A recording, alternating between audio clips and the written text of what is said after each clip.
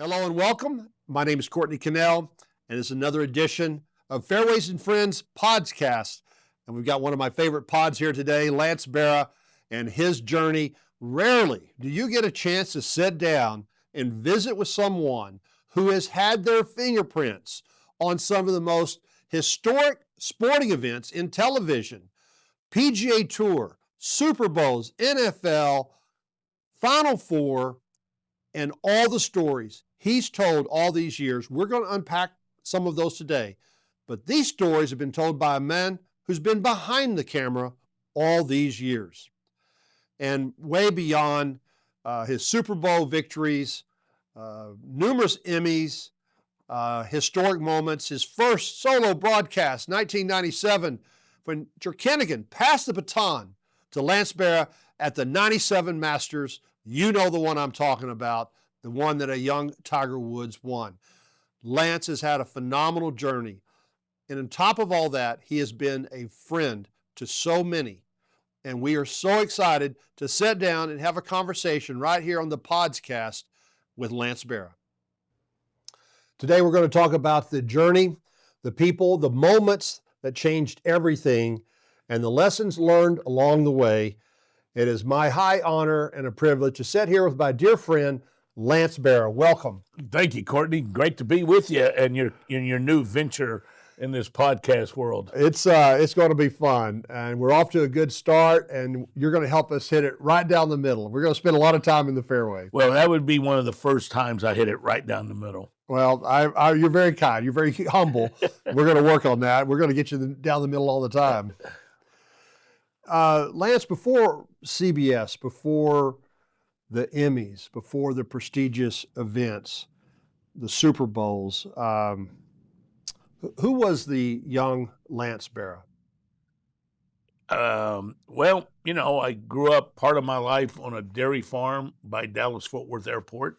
Learned a lot from my dad. My dad walked in a recruiting office when he was 15 years old. Spent his 16th birthday in a battleship in the Pacific in World War II. I always tell people that's really doing something. My mom's family were German immigrants, settled in Wisconsin. She made her way down here and met my dad, and they raised three sons. They were they were looking for some place to put me because my mom worked. My dad ran the farm and also had a part-time job at the railroad. And they came across a school outside of Fort Worth in North Richland Hills called Fort Worth Christian. And the first day she met a lady named Pearl Abbott, whose husband became a medical doctor, Dr. Tommy Abbott. And their family were kind of developers in the Smithfield, North Richland Hills suburbs of Fort Worth. And my mom grew up Catholic. My dad grew up in the Christian church, and they started going to Smithfield Church of Christ because of Fort Worth Christian. And that my brother Mark, my older brother Lloyd, we were kind of, raised in the church. And, my dad always taught, my mom always taught, do your best, be nice to people. My mom had a great line, it doesn't take a lot of effort to be nice to people. And so I've always tried to do that. And, I just wanted to make sure my parents were proud of me. You've consistently done that, not just with me and my friends, but I've witnessed it many times. Well, thank you. You're kind. What was the first thing that made you fall in love with sports and then fall in love with storytelling through sports? Well, my dad came from a very big family, and there was some granddaughters born, and then there was like my older brother who was 12 years older than me, and a bunch of boy cousins around that age, and then there was a bunch of girl cousins born, and then I came along, 10 years, 12 years later, and my boy cousins thought it was great. And so when I was 5 years old, they were throwing passes to me or boxing with me or throwing baseballs at me or basketballs, whatever. They were great athletes. My older brother, Lloyd Barra, my cousins, Mike and Bruce Brackney and Jimmy Barra, and on. They were great athletes in high school. And back then, if they could have gone to college they would have been great athletes there too, but they went to work. And so I loved sports because I wanted to be with them and I wanted to hang out with them. And so when they threw me a pass for 5 yards away as fast as hard as they could, I better catch it. Indeed. And sometimes I ended up with black eyes. Sometimes I got hurt. But, you know, they taught me how to do it. And I think really my dad loved sports and we watched it on TV. I think really it was, I wanted to be with my cousins, and that was a way to be with them. Man, what a time. What an era. Yeah, it was really something. And I had girl cousins who were great athletes too, and I wanted to hang out with them. And so I had to be tough to be able to hang out with them, because if I wasn't, they didn't have any time for me. Did you know that somehow you were going to be involved with television? And if not, what was the turning point that started the journey? Well, no, I wanted to go to college and be a lawyer. I wanted to be a defense lawyer. And that's what I went my freshman year at University of Wisconsin to major in political science and things like that. But when I was in high school, they used to write an article in the Star-Telegram and the Dallas papers about a young genius producer from ABC Sports who grew up in Midland, who played golf at University of Texas, Terry Jastrow. Mm-hmm. And he, you know, they would write these articles about him. And I thought, well, this sounds like maybe the greatest job in the world. And I also, and I don't tell this story a lot because it becomes too long, but when I was in junior high, Dr. Don Abbott, who was a great golfer, ended up being probably one of the top 5 golfers during his time at Shady Oaks Country Club here in Fort Worth. He would let me caddy in this tournament at Diamond Oaks Country Club called the Diamond Cup. And it was a big time amateur event. And so every summer, my mom and my brothers and I would go up to Milwaukee to spend 2 or 3 weeks with her relatives. And they were having the Milwaukee Open, and I was going into my sophomore year of high school, and I thought, you know, I'm a professional caddy because I caddy for Dr. Abbott, and I'm going to go see if I could get a job. And back then, this would have been the early 70s. Only golfers like Jack Nicklaus and people like that had professional caddies. Probably there was 10 professional caddies, and then they used local caddies. And so I asked the guy, and he goes, well, our job is to get all our local young men and women to caddy, and if we have an extra spot, we'll let you caddy. Well, they didn't, but he said, I'll give you a badge. You want to come out to the tournament? I'd love to have you. So I came out on Monday morning. It was back in the day when they had rabbits, you know. Oh, yeah. Monday qualifiers. And I was standing next to a group of young guys, and this one guy was griping about who he was going to caddy for all week, and he didn't really want to do it. So I said, if you don't want to caddy for him, I'll be happy to. And he goes, yeah, okay. And he gave me his badge, and it ended up being John Schroeder, who had moderate success on the tour, but ended up being a longtime announcer with NBC Sports golf.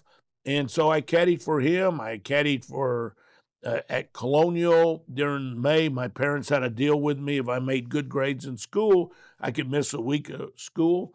So I caddied for like Tommy Jacobs, a legendary golfer, Hale Irwin when he first started, those sort of things. And so while I was doing this, I noticed all these young people running around with ABC Sports badges on. Mm-hmm. So I was caddying for a guy when I was a senior in high school, and he missed the cut. So Saturday morning, like any 18-year-old would, I decided to go to ABC and ask if I could work for him at Colonial.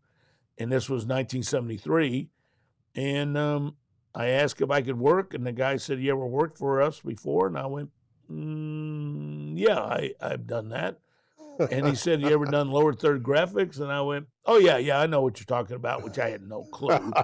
And they let me work. And, you know, like we at CBS, ABC, NBC, whomever, when we go to towns doing sporting events, we have we hire local people, and some people do it all the time and whatever. And he gave me his card, and Andy Crawford was his name.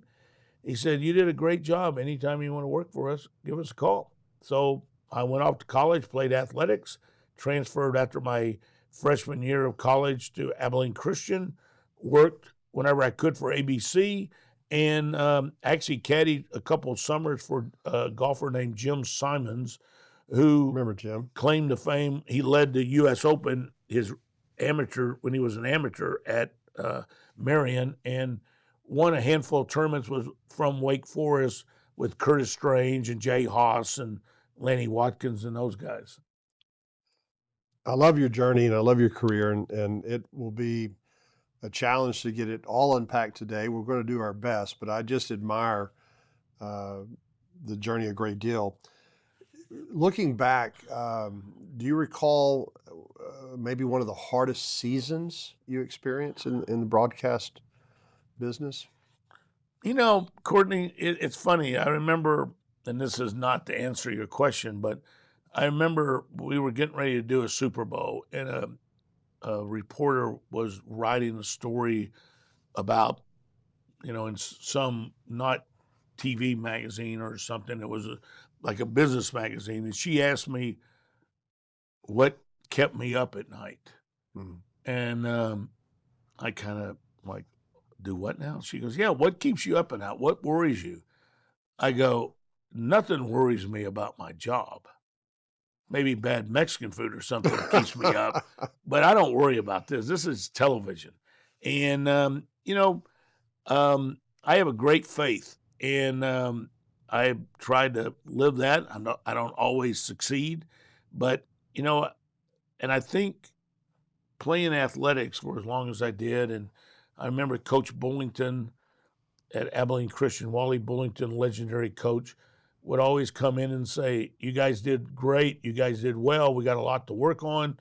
Think about it until noon tomorrow, and then we got to go start working on somebody else. And that's what's kind of a bad thing about our business.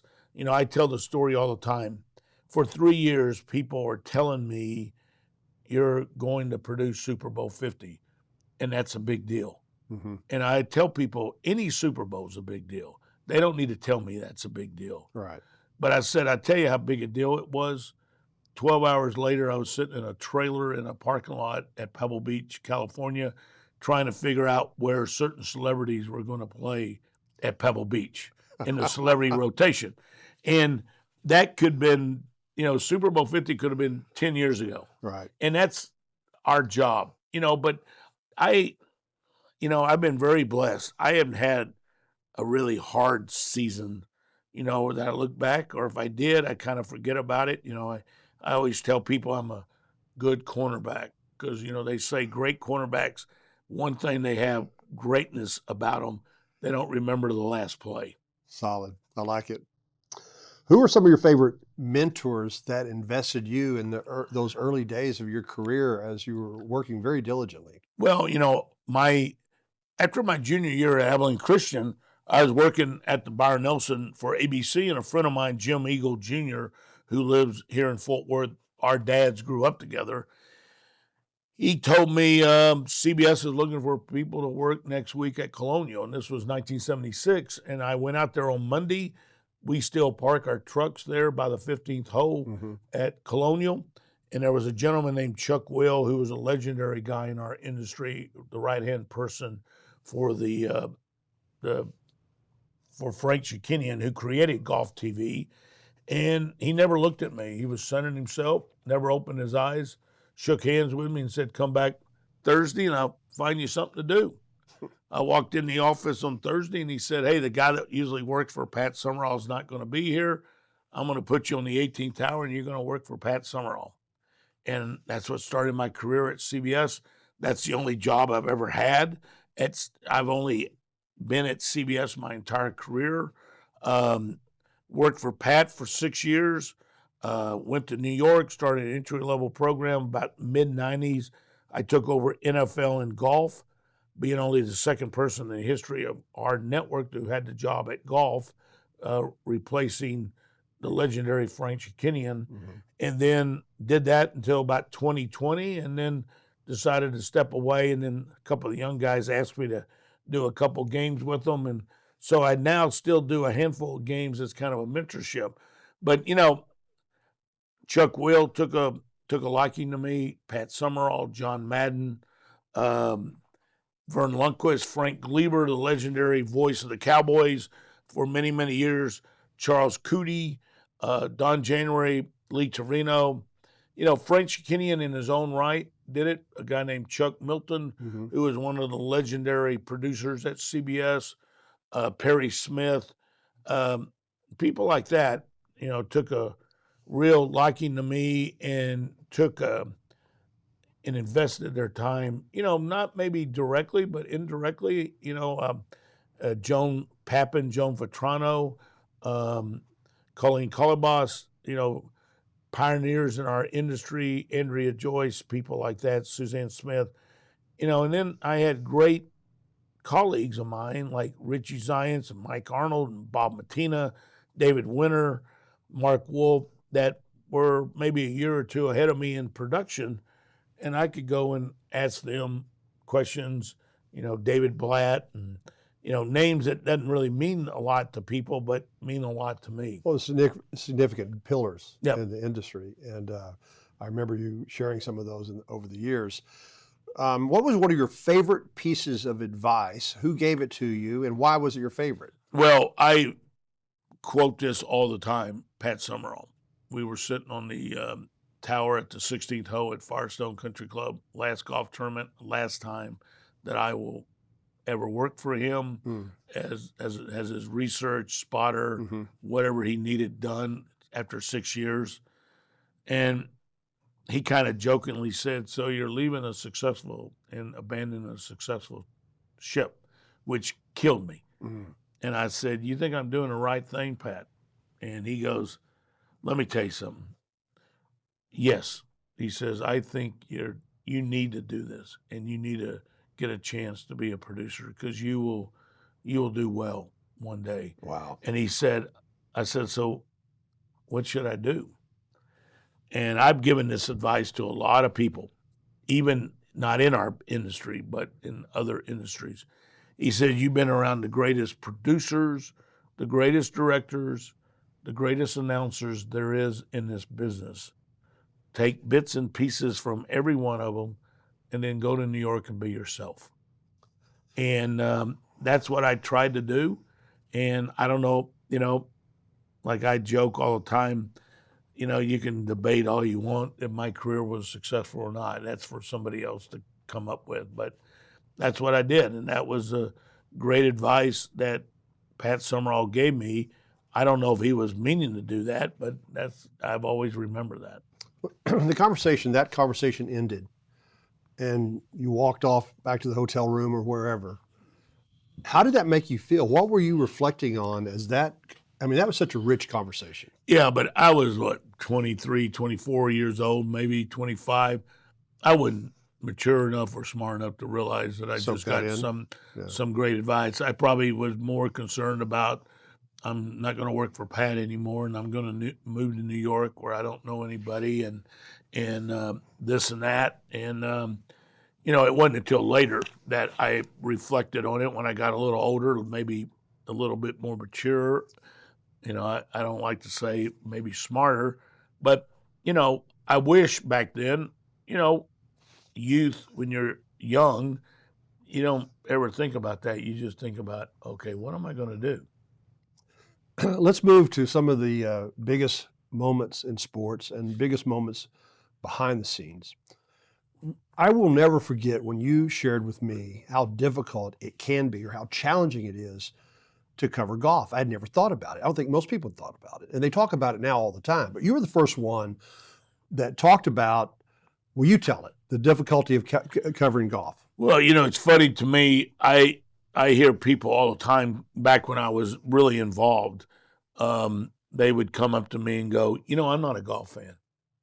And I don't like golf, but I watch your golf on Saturday and Sunday. And some of the best naps that I get is watching your golf. So finally one day I asked somebody, I said, well, you know, I've had people tell me this.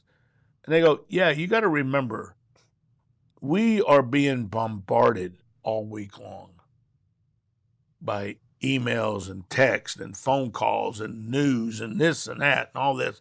And it's usually not great. But we can turn on your golf, and it's going to be someplace beautiful. The weather's going to usually be very nice.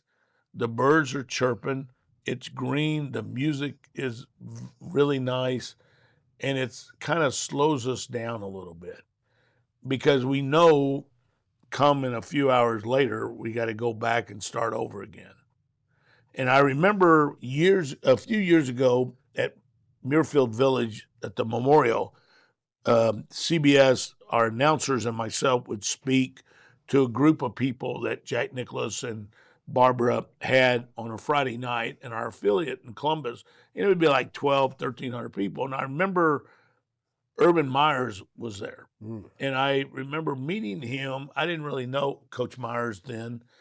And I said, hey, I'm coming up for the Oklahoma-Ohio State game. He says, well, here's what you need to do. He says, I live on the 7th fairway.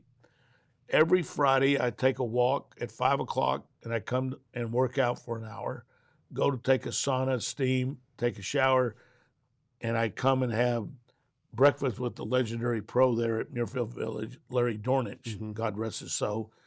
And, Lance, you are to join us for breakfast because at about 9:30, I walk right back to Vietnam. And I went, okay, I don't know what you're talking about, but okay.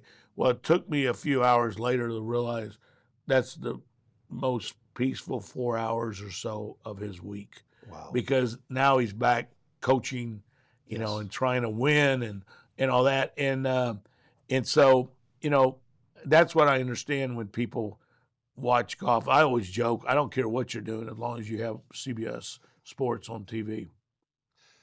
Do you remember, and that's a great compliment, you know, that's fantastic. Do you ever remember a time when it seemed like everything went wrong, major broadcast, okay, and it all worked out? You know, it goes back to what I've always said. I don't remember bad things. I only remember good things, and that maybe being a little naive, but I don't. You know, we have, in my opinion, the greatest professionals, men and women, that work at CBS Sports. Now, who's in charge of golf is Seller Shy, who's in charge of NFL, who does Nance and Romo and Tracy Wilson's games, Jim Rickoff, you know, Ken Mack, who does our NCAA basketball package, you know, and then everybody else does sporting events. But we have the greatest technicians, we have the greatest researchers, we have the greatest production support, we have the greatest announcers, in my opinion, and the greatest production people there is in this business. So, you know, there's a great line in the movie Tin Cup when he says, Kevin Costner says, you define your moment or the moment defines you. And when we go in the air, just like Tiger Woods got prepared for a golf tournament, or Scotty Scheffler now, or Jordan Spieth, or whoever it is, or just like football when Tom Brady or Peyton Manning or, you know, guys now getting ready for football, you know, when you're prepared, good things usually happen. And our men and women, as I say all the time, and this is my opinion, they're the best at it. And when we go in the air, yeah, we're doing live TV. Nobody's ever had a perfect television show or a game. As John Madden would say, it's not a show. It's a football game or a golf tournament. And yeah, you make mistakes, but you move on and think about the good things.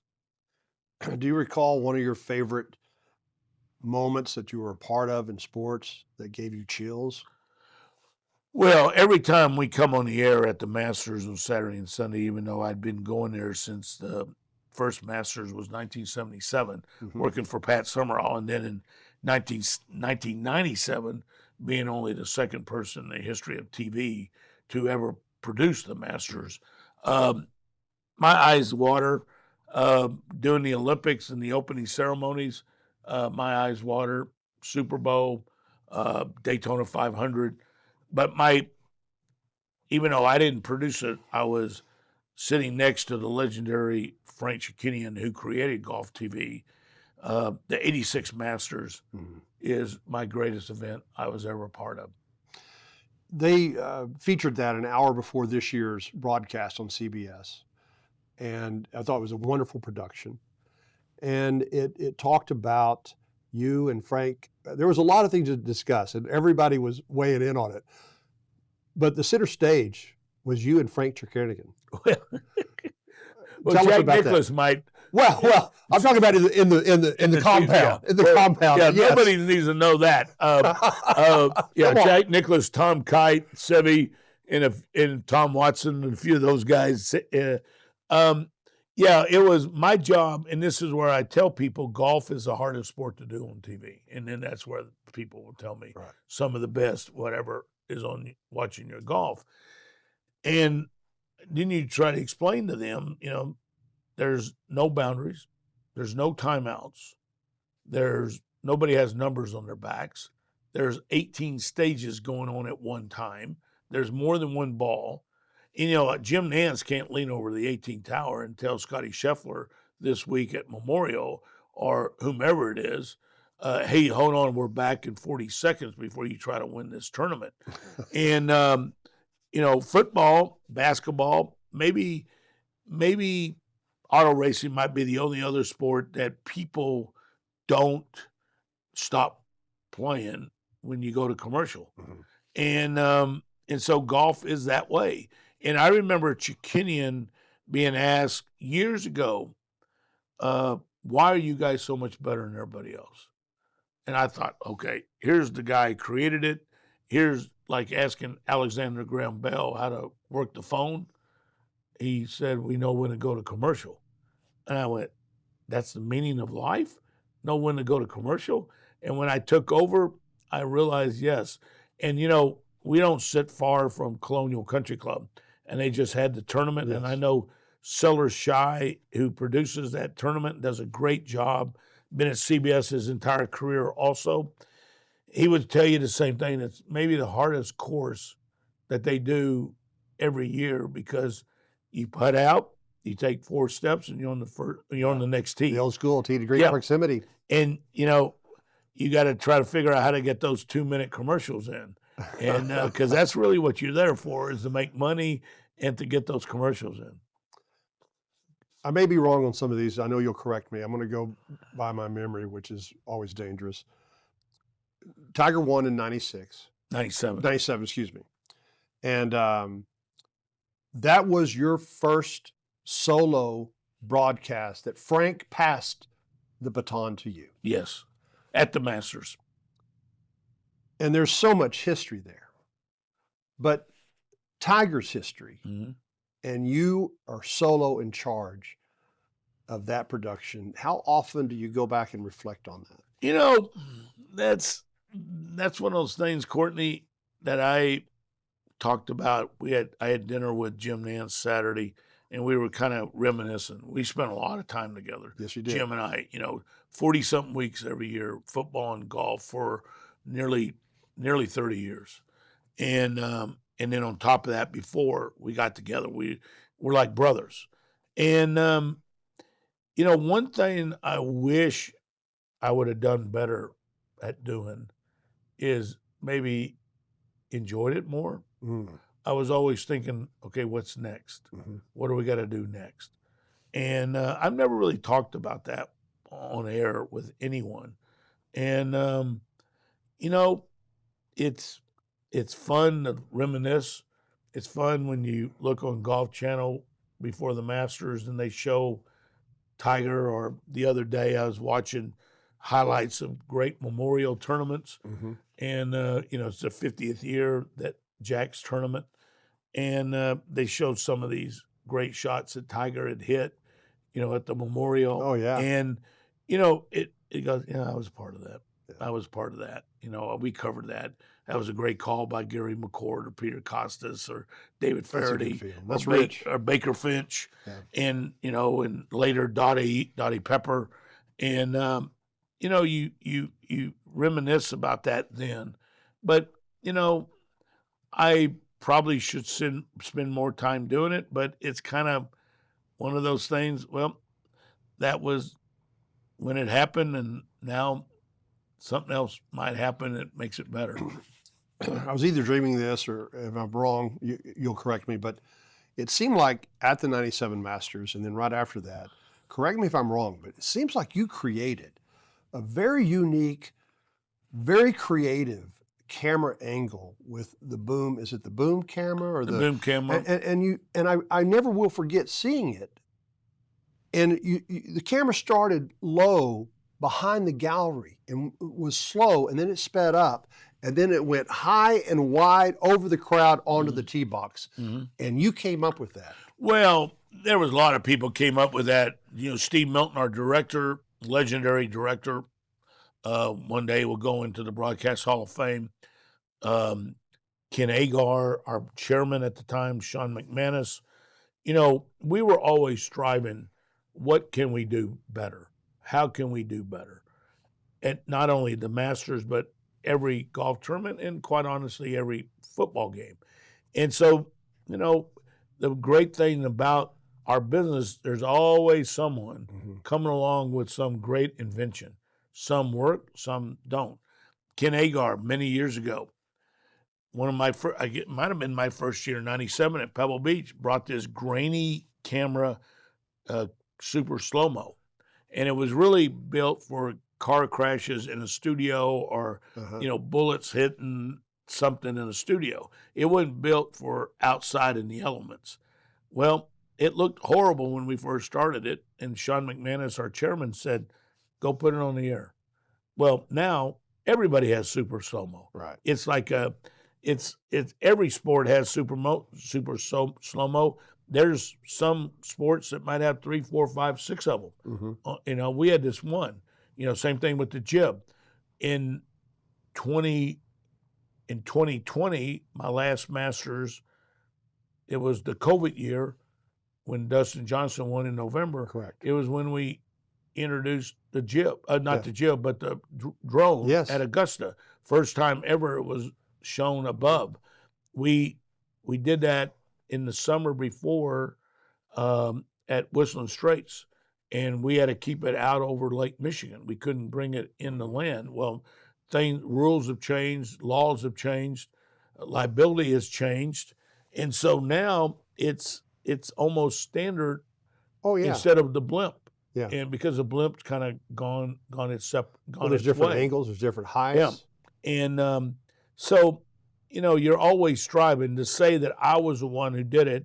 There's a lot of people involved, and a lot of people. I just remember it was really different. It is very different. Just like the first down line in football or the constant scoreboard. Right. A lot of people can take credit for it, but there was a great team that put that together. Relative to the drones, was it Shane Lowry or the drone was flying over him or one of the players, and he looked like he kind of backed off and got annoyed, and Jim Nantz says, you better get used to it. Well, yeah, I don't remember that, but, we used to hear that all the time about the blimp. Yeah. The blimp's too loud.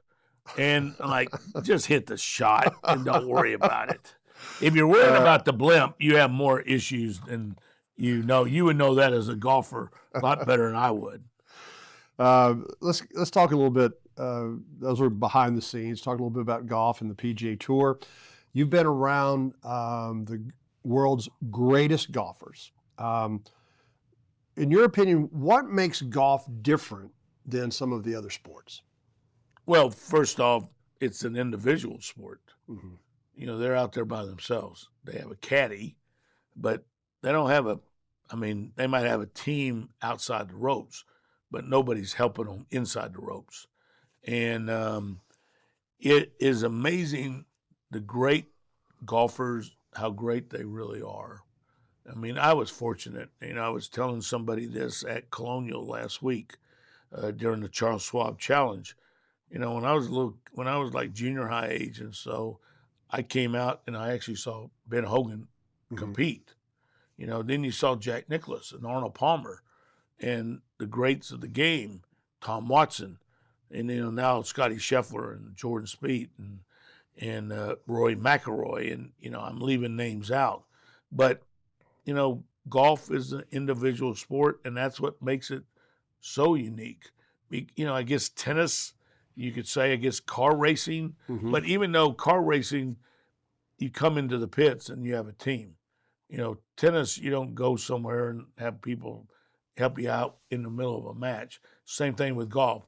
When it's going great, it's going great. When it's going poorly, it's pretty bad, and you have no one to really look to or try to help. And I think that's probably the biggest different golf has over any other sport.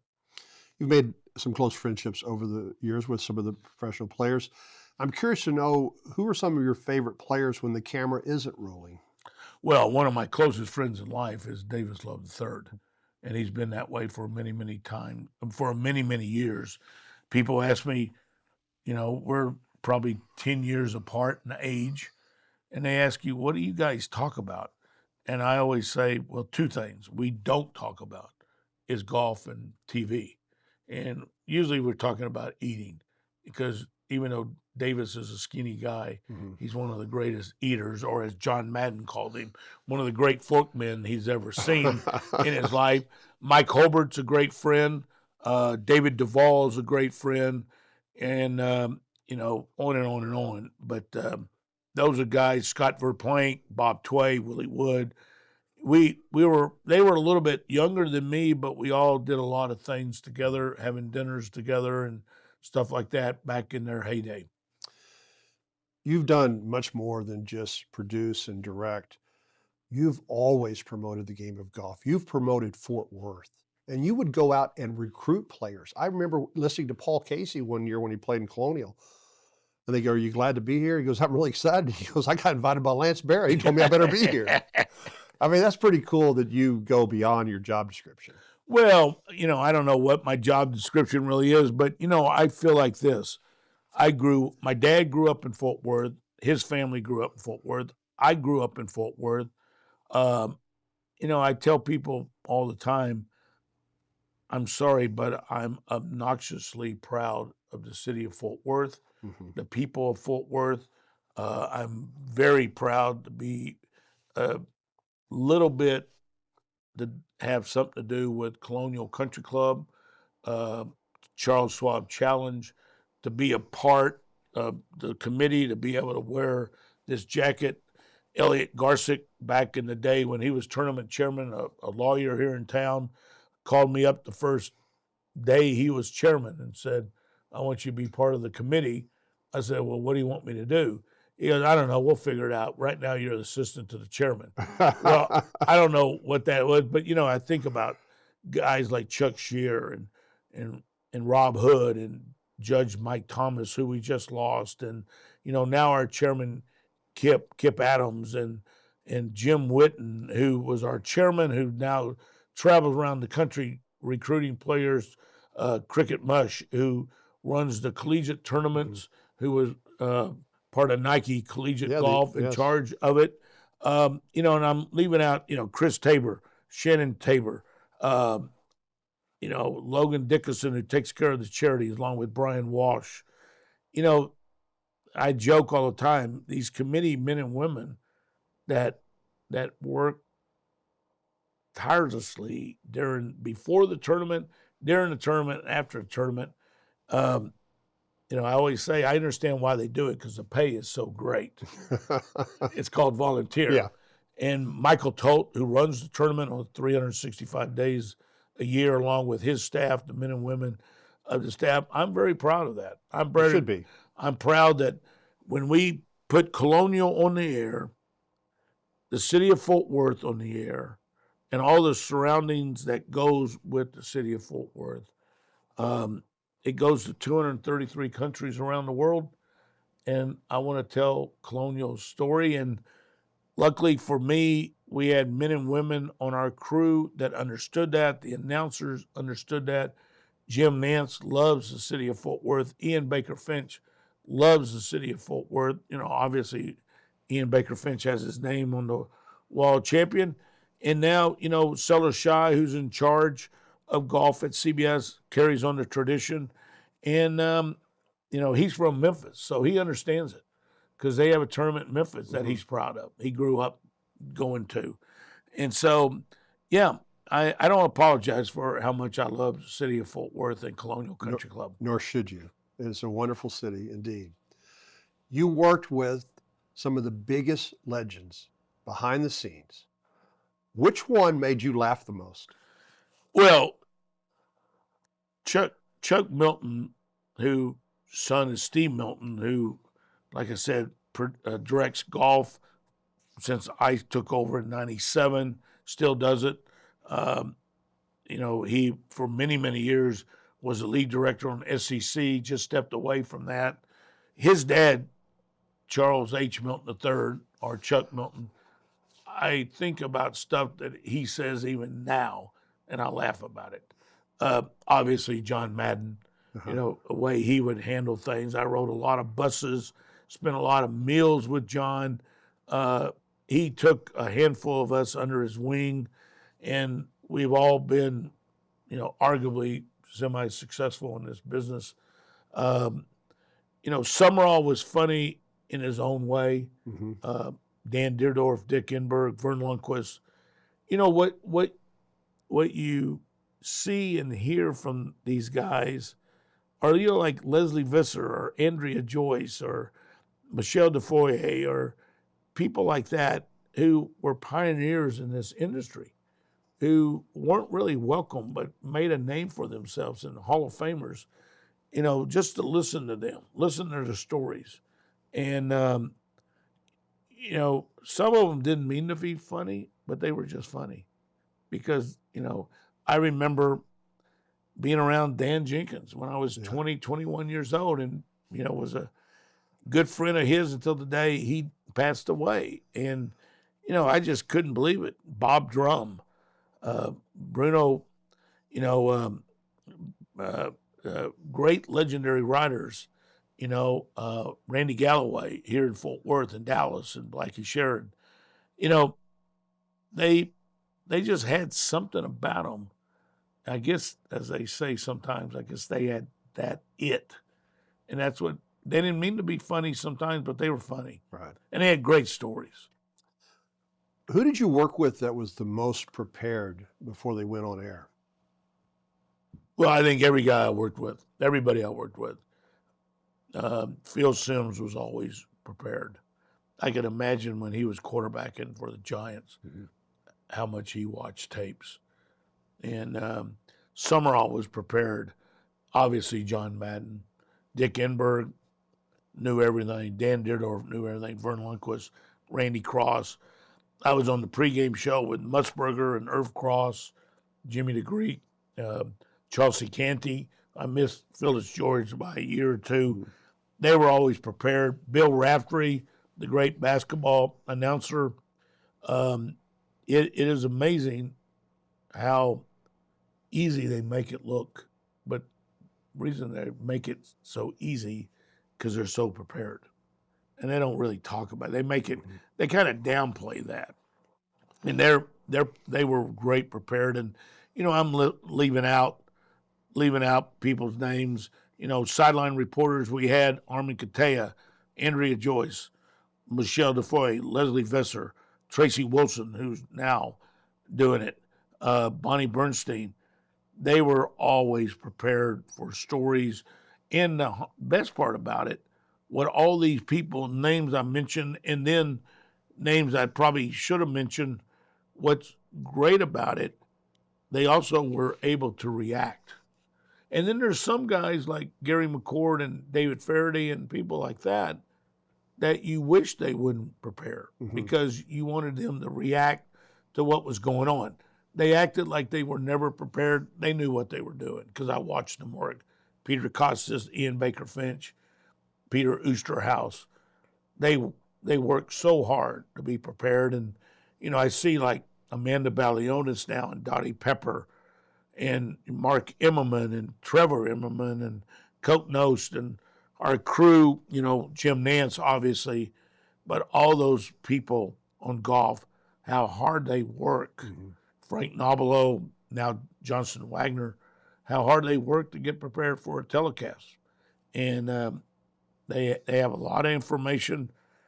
A lot of them have played these courses also, so they have that memory too. A lot of intimacy, and that's what I really always enjoyed about Peter Costas and Ian and the other guys at AT&T Pebble Beach. They had some clam bake stories, and a lot of that happens at Augusta, and throughout the CBS schedule. Which one of the broadcasters made you better, and why? Man, Courtney, those are hard questions because they all made you better. You had to be on your toes. You needed to be prepared as well as they were prepared. Because if you weren't prepared, you weren't going to last in this business. And you needed, like I would tell young announcers, I tell them now in my mentorship, that you don't have to be an expert on sports, but you need to be a sports fan. Mm-hmm. And you need to know stuff about all kinds of sports, even if you're doing golf or football, basketball, whatever you're doing, because you never know when that experience or that knowledge is going to come back to help you with a story. And, I've been always a sports fan. And so a lot, the history of it and things like that. And so, obviously you better know what you're doing if you're working for John Madden or working with John Madden. You got to know what you're doing if you're with Jim Nantz, if you're with Dick Enberg, Dan Dierdorf, you're with Pat Summerall. They all did it differently, and I could keep naming names along that. They all do it different, but you better know what you're talking about, and heaven forbid you ever give them bad information. Mm-hmm. Let's talk a little bit about John Madden. Is one of the things that not only made him so successful, but also just very popular, was one of the ingredients he's just a regular guy, and what he was on air was just like maybe Uncle Joe in the living room at Thanksgiving yelling at the TV or yelling at players, or not yelling, but excited. That's a good way to describe him. What I would always say, and I would put also Gary McCord, and I'd also put David Faraday in this category. They looked at life differently than most people. And that's just was their genius. Mm-hmm. They didn't look at, anybody can get on a tower and go, it's 180 yards or hitting an 8-iron, the wind's blowing right to left. Well, they would do it in 16 different ways. I remember Faraday asking Tiger Woods back in the day at Pebble Beach when it was uncalled for anyone to try to hit the green in 2 at 18. Yes. And Mark O'Meara was leading the tournament. Tiger standing in the fairway, hit it on the green, missed the eagle putt, and lost the tournament to Mark O'Meara. And Tiger's question was, what were you thinking? Didn't you realize that big blue body of substance was out on the left side of this hole before you hit that shot? And Tiger goes, yeah, but I needed to make that shot to have a chance to win this tournament. So that was the genius of David Faraday. Mm-hmm. He could have said, what were you thinking hitting that second shot at 18? Well, he put it even to the next level, and that was genius. Like I used to tell people all the time, John Madden could make Gatorade buckets sound interesting. Yeah. And that was one of his geniuses. Yeah. Geniuses. Yeah. New program here. Yeah, we got props, and we're real. Live TV. Authentic. Yeah. So, and if this is too personal or if I get the facts wrong, you can always correct me, as you always have through the years. Relative to John Madden's memorial service, I heard that the only people there were Jerry Jones, Troy Aikman, yourself, and was there Roger Goodell? Roger Goodell. There was a few more that, Dick Ebersol was there, the legendary producer from ABC and NBC. There was Richie Zients, who was like me, probably the closest to John in our little group. Mm-hmm. There was more than just that. It was not a lot of people that was invited to his family memorial service. About a week later, they had a memorial for the city at the old Oakland A's and Raiders Alameda Coliseum, which I don't know what it's called now, but there was not a whole lot of people at that one. I was honored to be invited to that funeral. You've made so many close friends. You talked about Jim Nance. You talk about all these weeks that you work together, travel together, go out to dinner together. Anyone became maybe your closest friend, or like you mentioned, Jim being a brother? Yeah, I would say Jim Nance. You know, my mom also had a great line about me when I was a kid. She said, Lance loves everyone. He thinks everybody loves him. And I know that's probably not true, but I've gone through life that way. And I think that's it. But yeah, Jim Nance is like a brother. We've had great times together. We've also been there for bad times, Yes. passing of family members and other things. And, you know, we spent a lot of time together. But, you know, he was raised kind of the same way I was raised by his parents. And so, you know, you just kind of became very close that way. You've won awards. You've accomplished more than majority of people could ever dream of. What are you most proud of? Oh, you know, I wasn't going to bring this up, but I'm most proud of my family. I'm most proud of, you know, my family and the Christian walk that our family has tried and prayed to be a part of on a daily basis. We're thankful that the good Lord, you know, always tells all of us that, you know, He's there to help us, and that's what we've done. I have two daughters that I'm extremely proud of, and what they've done. You know, work-wise, I'm proud that I got to work for one company my entire career. You know, Very rare. You know, my second ever event at CBS Sports was the very first memorial, and they're celebrating their 50th year this week at Muirfield Village. And, you know, I remember when I kind of announced I was stepping away and retiring, a couple of people asked me, you'd be a perfect guy for this certain job. And I went, okay. They said, you know, minimum of 40 hours. I went, okay, well, that's not going to happen. And I said, you know, I don't mean this to sound like a big shot, but I've never had a resume. Yeah. And I said, my resume would say Lance Ward Barra, 2255, 1977 graduate, Abilene Christian University, BS, 1976 to present, CBS Sports. And I said, I hate to say this, all my references have passed away, sadly. And I said, you know, I'm not going to interview for a job. Because I've never interviewed for a job.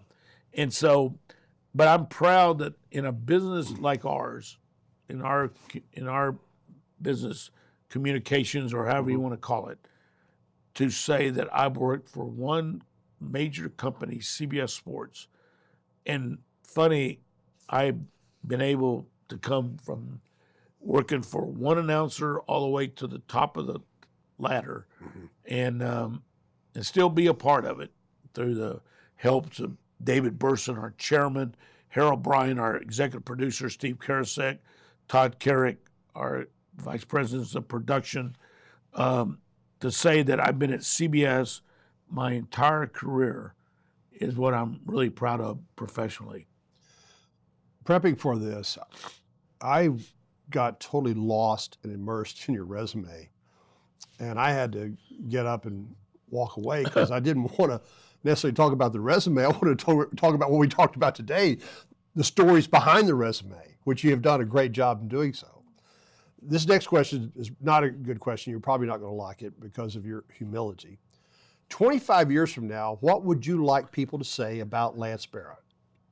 Well, that I was a I was a good guy. I cared about people. I cared about their families, their lives, if they wanted me to be a part of it. You know, you got to remember, we have a lot of people that are, we're on the road. Mm-hmm. I was on the road 43, 44 weeks out of the year. And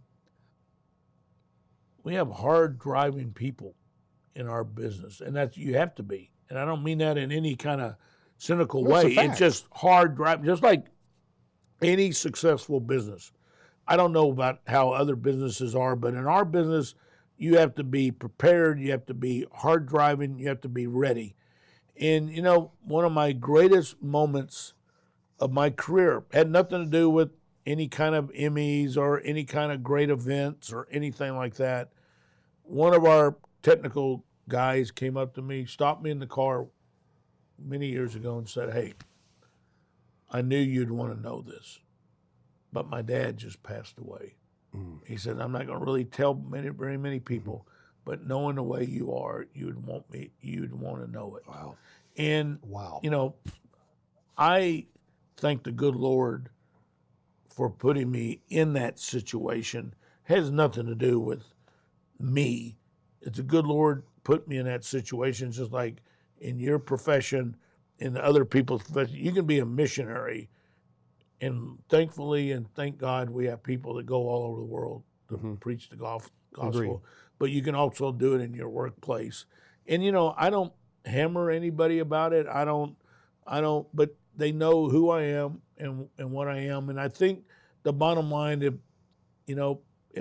people would say, he cared about us and he cared about what we were doing, not only professionally, but he cared about us personally. And I don't know if I always did that right, but I sure tried to.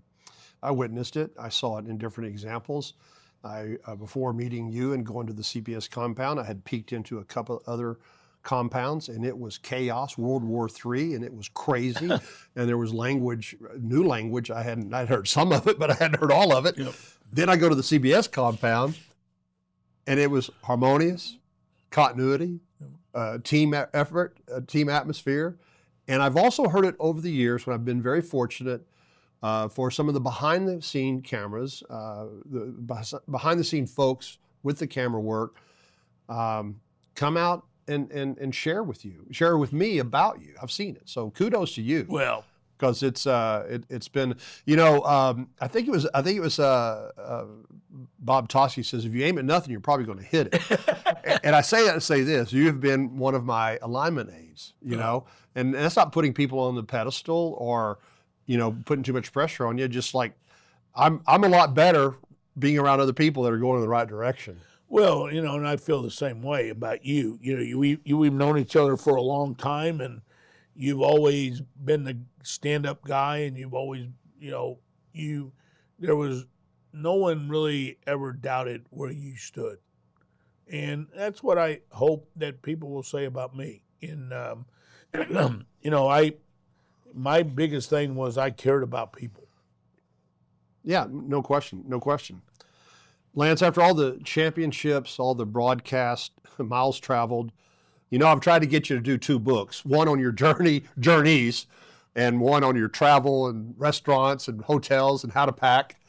Out of all that and all the friendships you've made, what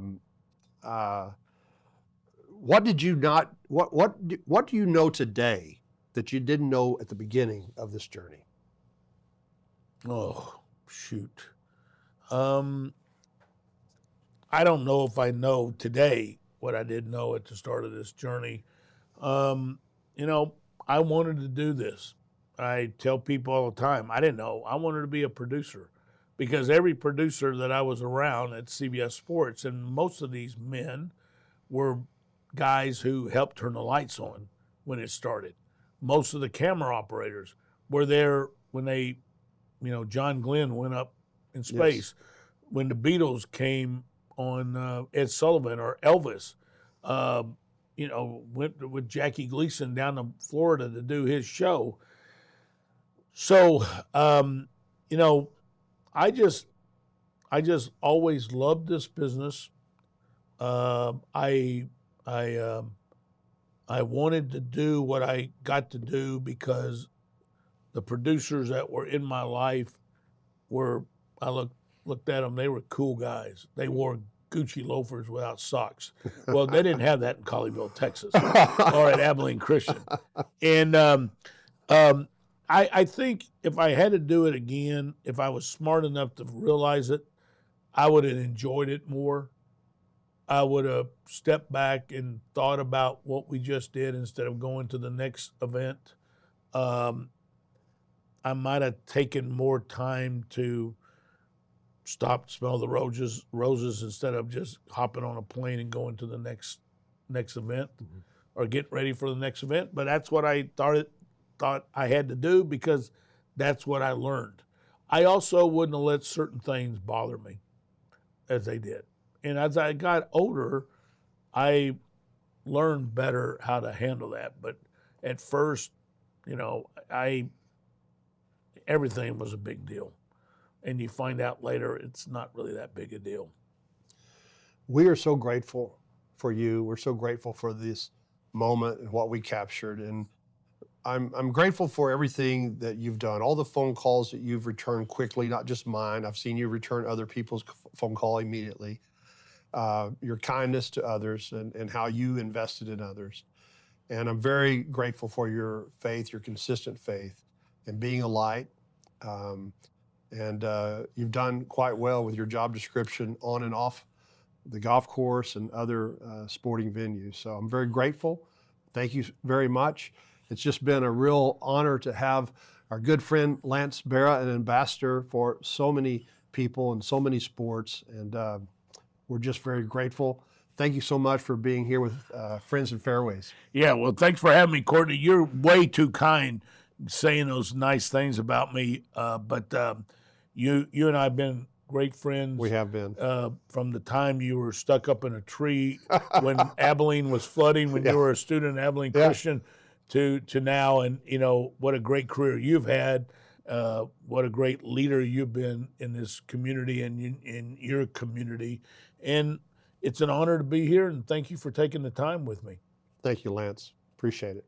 Friends, thank you so much for spending time with us on Friends and Fairways. It's been a great recording of our good friend, Lance Berra. And if these stories are bringing you inspiration, we ask that you share this with a friend. We want everybody to be a part of Pods Nation right here on Fairways and Friends. Until next time, may your fairways be wide, your friendships deep, and I hope to see you in the fairway real soon.